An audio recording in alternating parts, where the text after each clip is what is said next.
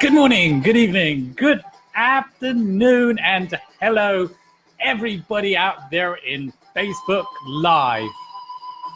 This is Ben Chai, the Doctor Who of Business. If you've never tuned into my broadcast before, I share broadcasts on every Monday on property and Tuesday on business. So today I'll be sharing about the brutal property, just some home truths. Now, recently somebody said to me, Ben, you are brutal.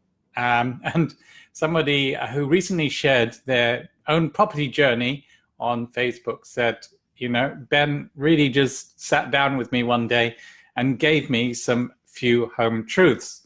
So if you don't like home truths, I'm the wrong person to speak to, because I do speak my mind. And in this Facebook Live, I will be sharing, you know, the great fallacy of making $1 million in a year in property. I'll be sharing about several property rip-offs and try and educate you a little bit about the property cycle. Now, just to absolutely help you understand, more money has been made in property than the majority of vehicles out there. But that doesn't mean it's easy. So before I start, first of all, just to say thank you so much to all the people who, for some bizarre reason, think I'm a celebrity. Somebody sent me a picture with someone who they had a picture of someone they're thinking of dating, you know, online dating. And it's really funny because they said, oh, this person, hey, they've got a picture with you in it, and there you are giving them a reward and an award, and you're this celebrity, Ben. So I don't know whether that's too true. Thank you to my good friend Louis for the post about me and saying how brutal I am. You can see that in some of my LinkedIn recommendations as well. Ben is brutal. He's just very straight and direct and honest. And also thank you to my good friends, Ian Taylor and Naz, for that fantastic birthday party we had at the weekend. It was actually a surprise birthday party. It was a surprise. And yes, Ian was very surprised. Organized by his lovely wife, Juana. All right, so first of all, can you make $1 million in a year in property? The answer is yes and no. Oh, wow. Yes, if you know what you're doing. Yes, if somebody gives you 15 million to invest and then you can make $1 million without knowing anything. Yes, if you work very, very hard, like as in you really don't have enough time to do anything else apart from property. And yes, if you know what you're doing. So once you've done your 3, 4, 5 years in property, you've worked out the people that you attract who like you, you understand angel investment, institutional investment, and so on. And then, yes, you can potentially make $1 million in property, understanding the different ways to make money out of it. If you don't, then very unlikely. And this is how I break things down for people, and this you might find helpful. We also shared this in the property group we run on the third Monday of every month. So the next one is next week, Monday, in Richmond in the UK. And it's really like this. So we know on average that if you are new to property, 1 in 40 of your offers will be accepted. So accepted. And these offers that you make are normally 20, 30% below what the estate agent is saying. So if the estate agent say, this property is 100,000, then you will probably make an offer around the 70,000. And we know that 1 in 40 on average will be accepted. Now this is an average. So for you, because you're a great person, you connect well, and the area that you're investing in is brilliant, it might be 1 in 20. somebody else who's investing in London, it might be 1 in 80, 1 in 90. So it's an average. You need to think, how many properties can you see in a day? So say, just for example, it's 10 properties in a day. And that means you need 4 days to make 40 offers. 4 days. I'm talking about, say, 8 hours, 8 hours a day to make your 40 offers. Now, you may not even want to make offers on some of those properties because they're terrible, as in, like, they're in the wrong area. So people aren't likely to buy in that area. We know people who have bought properties in 2007, 2008, who still haven't recovered their money. Yeah, because they just bought it in the wrong area and at the wrong time. So this is why it's so important. You need to understand the amount of offers that you're going to make before you get a hit. And 2, you need to understand the amount of time it will take for you to view the properties. Now, some people will go and get a virtual assistant to go and view the properties for them. And I'm saying that if you are new to property, don't do that. No. When you know what you're looking for, when you understand your craft, that's the time to get a virtual assistant, get a mum or somebody or a student to go and look at properties and send you photographs. Or have a team. I love teams. Teams are team. Great people to help with that. So you'll have to do it yourself. So just think about this: 4 days a month to get 1 property. Now, if that property brings you after 6 months, if you're having to renovate them, if you're having to renovate it, it brings you, say, £2,000 a month. That's like on the high end, because most of the properties that you will buy when you start out and you don't have much money will probably bring you £300 or £400. Then, if you think about this, let's make it £1,000 a month, just to make my life easy in this calculation. That means if you want £10,000 a month, you would need roughly 10 properties. Now, if you're buying a small buy-to-let at £500, it means you need 20 properties. So 20 properties to get accepted offers on 20 properties means you need to view 20 times 40 properties. That is 800 properties, and make offers on them. I think you see where I'm going with this. Yes. So if it's 800 properties you're viewing, yes, divide by 10, that's 80 days that you need to make £10,000. And I haven't even got to the million, right? So you can see that it's a slow burner. Now, where property is fantastic, actually, it's a great defensive asset.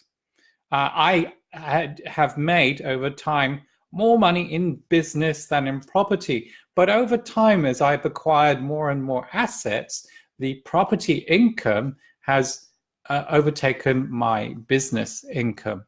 And that's a time. And that's why I'm always saying it's a great defense. It gives you freedom of choice. So, like, if I don't like an employee, if I don't like a customer, I can just walk away and not to worry too much about it, because I'm getting an income from property. And it's based on the compound effect. So can you make $1 million in property? Yes, but you probably won't until you get very good at understanding angel investment, how to make offers. And also, to be honest with you, the most money is made actually in development. That's when you develop a plot of land and you build several houses on it. And most people aren't at that level yet. Okay, now, next thing, property rip-offs. Yes, there's lots of people ripping people off in property. There's people who've never bought a property in their life going out and teaching you what to do, which is bizarre. I've spent some time listening to some of these wealth coaches saying, hey, you can make money by having your own education company. Yes, but they haven't bought anything. Yes, well, what you do is you teach from books that you've read or from your own education. And I'm thinking, oh my goodness, because actually you learn more from actually doing the job yourself, and you will never understand how to teach people property in I was going to say in a proper way, but it's just really, from my perspective, terrible if people have never bought a property, or they've bought one property and they're going out mentoring and coaching. I'm just thinking, oh my goodness, they do not understand what's going on, really. So that's one property ripoff. Just always do due diligence. You know, I'm always talking about due diligence. Do your due diligence. Always find out from the people whether they've actually invested in property. There's a guy who's going around recently. There's a wonderful guy called Hugh Hilton, and believe me, he's a wonderful person. I've met him many times, but someone's promoting him as being part of the Hilton family, and he's not. He's not that, but he is very good with property. So just watch out for people who, I don't know what's going on in their head. If they just told the truth, people, you know, they'd still invest and work with them. So do due diligence. Also, property ripoffs. You know, I've mentioned builders in the past who've wrecked my deals. I lost probably nearly 200 grand with a builder, and I was trying to be nice. I really was to them, because they said, oh, most people don't like dealing with them. That's another thing. Never be nice. If someone tells you people don't like dealing with them, it's probably there's something wrong with them. Yeah. Don't give them an opportunity. You want to see their work, and you want to set up your contracts. The same with some of the solicitors that we've had. Yeah, so solicitors who do what we call conveyancing, they handle the contracts. And, you know, myself and the property team, we have nearly lost business. In fact, I actually lost a property because of a terrible solicitor. So property ripoffs aren't just bad property deals. It's actually some of the people that you will meet along the way. Estate agents who increase the property price by 10-15%, knowing that you'll want to negotiate it down, and really you're not buying anything at a good price. Okay, so just be aware that there's lots of those property ripoffs. You need to do your due diligence. And property cycles. Now, the most money you can make if you're just doing residential is buying and selling. You can make 30, 40, 50, 100% on the property, buying and selling. But if you don't understand the property cycle, then you could be buying at the peak. And then you may have to hold on to that property for 8, 10 years, or take a loss. Sometimes I tell people, just take a loss, get your money out, and go and do something useful with it. So just be aware of property cycles. Finally, focus. Focus is so important. And again, some people who've asked me to come and look at what they're doing too much. And I think I've shared this before in some other property broadcasts, that first of all, you've got your job, unless you're full-time in property, and then they're doing property. Now that's it. Don't do anything else. You may have family commitments and so on, but just do property. Don't do network marketing. Don't set up another business. A friend of mine recently told me that they were going really focused on their property journey, and then someone defocused them by getting them into some network marketing. Another person lost 80 grand going to this business event, and they told them, oh, well, you need to set up a business, blah, blah, blah, blah. They put all these programs, and like, you know, they've never been in business before. So business itself will take 4 or 5 years for you to learn how to run it and how to sell and market and a whole bunch of things. All right, guys. So that's my, if you like, my sharing today. If you want to make money in property, learn the craft, grow it slowly, grow, blossom. Yes, so you want things to blossom, but take your time and do lots of due diligence. Spend time learning with people who know property. Have a look at whether they've got a portfolio. If you want to work with them, I think it's only fair that if they're giving a lot of time, that you help them with something there, either it be finance or something in their business and so on. And just always remember to be focused. So if you know, as I said to Louis, who's written a really nice write-up about me, Louis, choose network marketing or property, don't do both. I don't really care, just do one.